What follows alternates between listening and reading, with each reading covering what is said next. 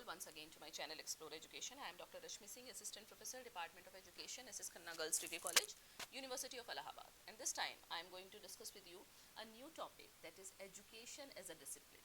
It is a very important topic for all the stakeholders of education because there is a misconception about that education is a discipline or not.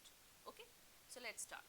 मतलब हमें बात करनी है आज कि शिक्षा शास्त्र एक विषय के रूप में कैसे है, क्या इसकी विशेषताएं हैं या किसको हम विषय कह सकते हैं, विषय होने के लिए क्या विशेषताएं होनी चाहिए एंड ऑल.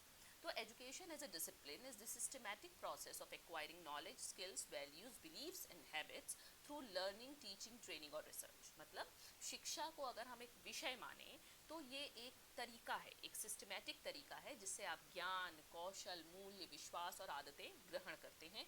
कैसे ग्रहण करते हैं? थ्रू लर्निंग, सीख के, शिक्षण के द्वारा, प्रशिक्षण के द्वारा और अनुसंधान के द्वारा. As a discipline, it emphasizes the development of critical thinking, creativity and practical application of knowledge. एक डिसिप्लिन के रूप में अगर शिक्षा को देखा जाए तो ये महत्व देता है, बल देता है विकास पर. किसके? हम क्रिटिकल थिंकर बने, हम क्रिएटिव बने और हम जो ज्ञान हमने सीखा है उसका प्रैक्टिकल एप्लीकेशन कर सके. In today's world education is a fundamental right. हमको पता है कि शिक्षा अब हमारे यहाँ कानूनी अधिकार भी बन गया है, मौलिक अधिकार बन गया है. That should be accessible to all. इसका मतलब कि सब तक इसकी पहुँच होनी चाहिए, regardless of their gender, race और सोशल बैकग्राउंड, चाहे वो किसी भी लिंग का हो, जाति का हो या सामाजिक पृष्ठभूमि हो उसकी. The importance of education as a discipline cannot be overstated as it equips individuals with the necessary skills and knowledge to navigate the complexities of the modern world. शिक्षा की महत्ता एक डिसिप्लिन के रूप में आप ऐसे भी समझ सकते हैं कि ये इंडिविजुअल्स को सुसज्जित करता है उन सभी आवश्यक कौशलों से और ज्ञान से जिससे कि जो मॉडर्न वर्ल्ड की कॉम्प्लेक्सिटी है उसको वो हल कर सके, उसका रास्ता ढूंढ सके, है ना. तो ये जानते हैं कि डिसिप्लिन होने के लिए क्या क्या एलिमेंट होने चाहिए, तो हम कह सकेंगे कि पर्टिकुलर सब्जेक्ट एक पर्टिकुलर डिसिप्लिन है. तो सबसे पहले होना चाहिए उसके पास एक विशेष उत्पत्ति और इतिहास. The core element of any discipline is experienced and verified over a long period of time. Every discipline, math, science has their long history. कोई भी डिसिप्लिन है, गणित है, विज्ञान है, तो उसके पास उसका इतिहास होना चाहिए. तो हम देखेंगे कि शिक्षा के पास उसका इतिहास है कि नहीं. फिर उसका स्पेसिफिक फाउंडेशन होनी चाहिए, एक विशिष्ट नींव होनी चाहिए उसकी. The foundations of any discipline are those areas of knowledge which lay the basis for a discipline. यानी कि जैसे कि for example foundation of science is related to the knowledge of the physical world which is divided into living and non living substances. यानी कि अगर हम विज्ञान की नींव के बारे में बात करें तो जो फिजिकल वर्ल्ड है, जो भौतिक संसार है हमारा, उससे संबंधित ज्ञान विज्ञान में आता है. जैसे कि हम पढ़ते हैं कि हम सभी सब पदार्थों को जीवित और निर्जीव में बांट सकते हैं. तो डिसिप्लिन होने के लिए आपके पास इतिहास होना चाहिए, आपके पास एक स्पेसिफिक फाउंडेशन होना चाहिए और क्या होना चाहिए, आपके पास कंसेप्ट होने चाहिए, थेरीज होनी चाहिए और प्रिंसिपल्स होने चाहिए. यानी कि कुछ आपके पास संप्रत्यय हो, कुछ सिद्धांत हो, कुछ थेरीज हो. तो the stock of knowledge in any discipline should be arranged in the form of concepts, theories and principles. तो हमें देखना होगा कि शिक्षा के पास ये सब है कि नहीं. फिर क्या होना चाहिए डिसिप्लिन होने के लिए? A theoretical structure. Theoretical structure is the main body of A discipline which gives it a distinct existence. यानी कि एक सैद्धांतिक संरचना होनी चाहिए. Every discipline should have a sound theoretical structure in which its underlying body of knowledge is interlinked in a form as an intact area of knowledge. फिर अपनी अनुसंधान की पद्धति होनी चाहिए, रिसर्च मेथोडोलॉजी होना चाहिए. कोई भी विषय अगर विषय है तो every discipline should have its own research methodology. The aim of research is theorizing or theory building. अनुसंधान का उद्देश्य ही क्या है कि हम थ्योरी का निर्माण कर सकें. Every discipline can be made rich and the sound disciplinary basis of it can develop via research. ठीक है. फिर अब हम देखेंगे कि शिक्षा के पास ऐसे कौन से गुण हैं जिससे आप उसे एक विषय मान सकते हैं. Education has been originated due to the endeavor of human beings as the process of human learning. शिक्षा की उत्पत्ति कैसे हुई है कि मनुष्यों ने ये प्रयास किया कि मनुष्य कैसे सीखता है, इस प्रक्रिया को हम समझ सके. The main question related to the origin of education as a discipline is what is real knowledge and how an individual acquires the knowledge. तो शिक्षा की एक विषय के रूप में उत्पत्ति के पीछे जो मूल प्रश्न है वो ये है कि सही वास्तविक ज्ञान क्या है और एक इंडिविजुअल कैसे उसको प्राप्त कर सकता है. तो following characteristics of education signify education as a distinct discipline. तो अब जिन विशेषताओं की हम बात करने जा रहे हैं वो ये सुनिश्चित करते हैं कि शिक्षा एक विशिष्ट विषय है. जैसे theory building. Every discipline has its own theory. Theory guides the education. Discipline contains content and different theories for using these contents. So building theory is the characteristics of education. तो आप कह सकते हैं कि चूंकि शिक्षा के पास भी अपने सिद्धांत हैं, अपने संप्रत्यय हैं, तो थ्योरी बिल्डिंग का काम शिक्षा के पास है. इसका मतलब शिक्षा एक विषय है. फिर process of education. Education is the process of transforming knowledge and skills when we implement the objectives changes appear in behaviour. So process is the important characteristic of discipline. यानी कि प्रक्रिया भी किसी विषय की एक महत्वपूर्ण कड़ी होती है, गुण होता है. तो शिक्षा के पास भी प्रक्रिया, भी हम लोग बात कर रहे थे कि शिक्षा प्रक्रिया के रूप में, शिक्षा उत्पाद के रूप में हमको दिखता है कि जो इंडिविजुअल है उसके व्यवहार में परिवर्तन हो रहा है ना. Education system like the other things, education also need the system. अलग अलग विषयों, अन्य विषयों की तरह शिक्षा के पास भी एक निकाय है. सिस्टम होने के लिए क्या जरूरी है? इनपुट, प्रोसेस और आउटपुट. ये सब शिक्षा के पास है. Hence having a system is the characteristic of discipline. तो विषय होने के लिए आपके पास सिस्टम होना चाहिए. शिक्षा के पास भी एक सिस्टम है.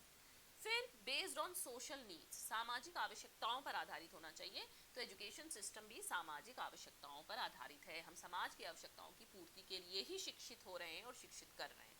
रिसर्च कंडक्ट, शिक्षा भी विज्ञान और तकनीकी से प्रभावित है. यहाँ पर भी रिसर्चेज होती हैं, थ्योरी बिल्डिंग होती है ना. तो रिसर्च कंडक्ट भी कैरेक्टरिस्टिक हो गया एजुकेशन का. इसलिए भी आप कह सकते हैं कि एजुकेशन एक डिसिप्लिन है. फिर फाइंडिंग ट्रूथ, हमको सत्य की खोज करनी है.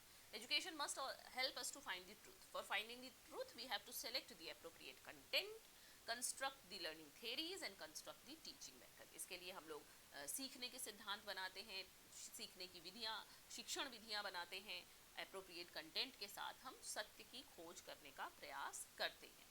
तो अब हम बात करेंगे कि कौन सी वो थ्योरीज हैं जो एजुकेशन डिसिप्लिन में काम कर रही हैं. तो theory of education discipline contributes by improving teaching methods, guiding curriculum development, promoting personalised learning, fostering social change through critical thinking and informing educational policies. यानी कि जो शिक्षा के सिद्धांत हैं वो अपना कॉन्ट्रीब्यूशन देते हैं किसमें, कि आप कैसे शिक्षण विधियों को सुधार सकते हैं, कैसे पाठ्यक्रम का निर्माण कर सकते हैं, कैसे वैयक्तिक अधिगम को प्रमोट कर सकते हैं, कैसे सामाजिक परिवर्तन उससे फोस्टर हो सकता है ना.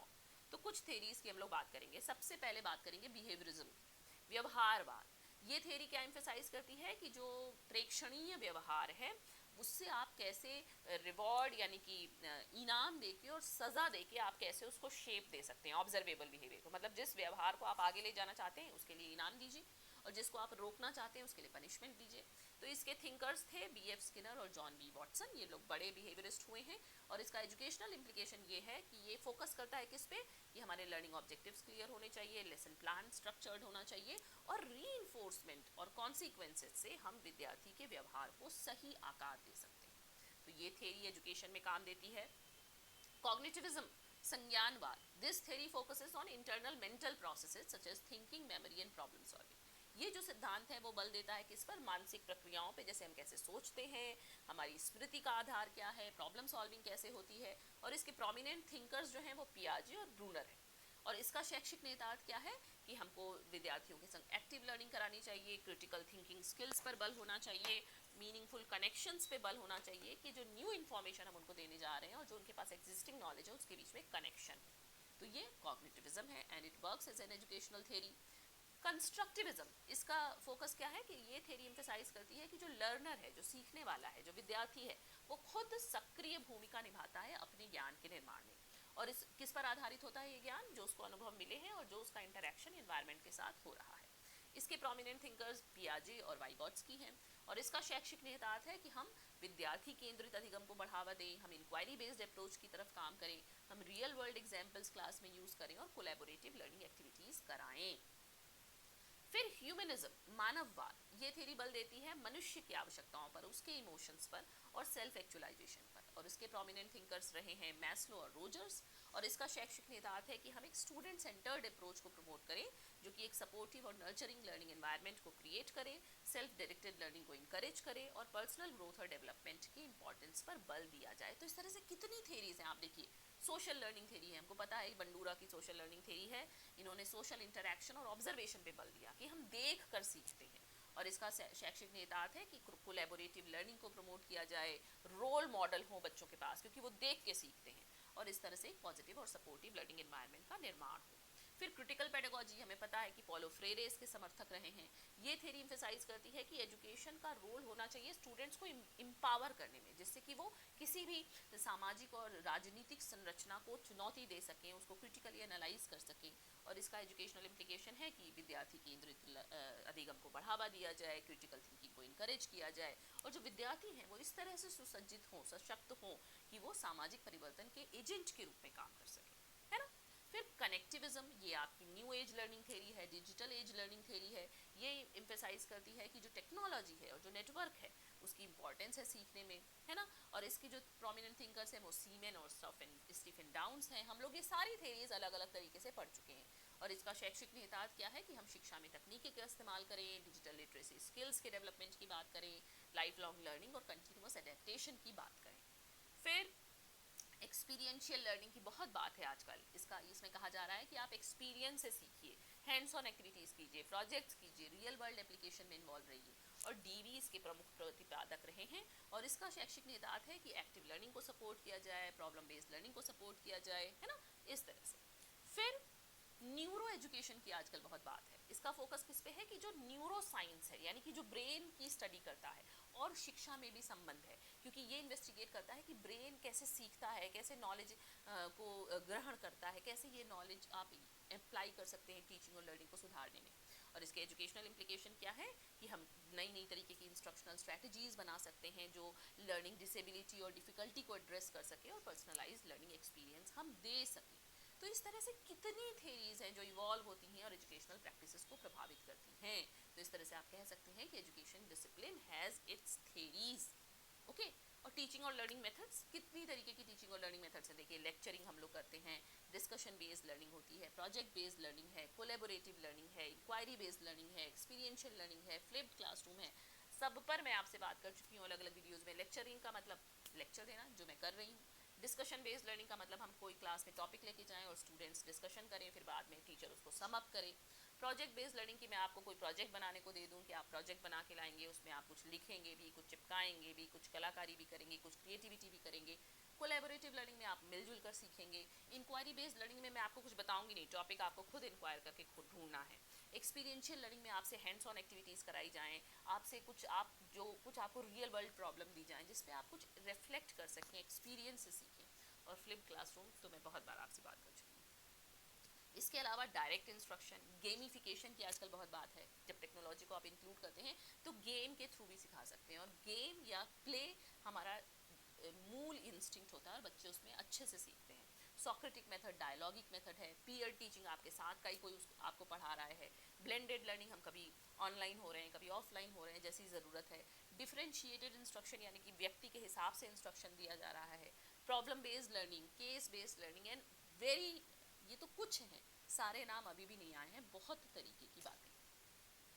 इसका मतलब कि हम कह सकते हैं कि शिक्षा एक विषय है। क्यों? क्योंकि शिक्षा के पास अपना इतिहास है, शिक्षा के पास अपने संप्रत्यय हैं, शिक्षा के पास थेरीज हैं, शिक्षा के पास लर्निंग टीचिंग मेथड है, सोसाइटी के लिए काम करता है। और तो यहाँ से आप कह सकते हैं, प्रूवन हुआ, ये सिद्ध हुआ कि शिक्षा एक विषय है। और ये बात हम लोग पहले कर चुके हैं कि शिक्षा एक बहुविषयक विषय है, यानी कि बहुत विषयों का उसमें योगदान है और उनके कोलैबोरेशन से हम काम करते हैं।